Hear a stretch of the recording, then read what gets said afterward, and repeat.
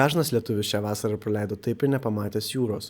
Protų nesuvokiamo šildymo kainos jau netrukus vėl ims atiminėti paskutinės lietuvių santaupas.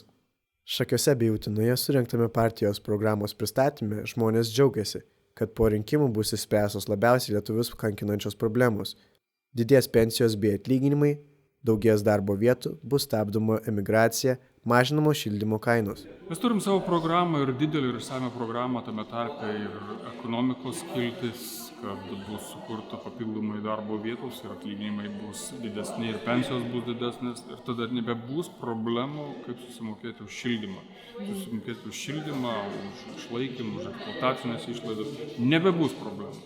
Nes šiandien valdžia visų pirma galvoja apie skaičius, apie biudžetą, o negalvoja apie žmogų. Aš manau, kad reikia galvoti apie žmogų.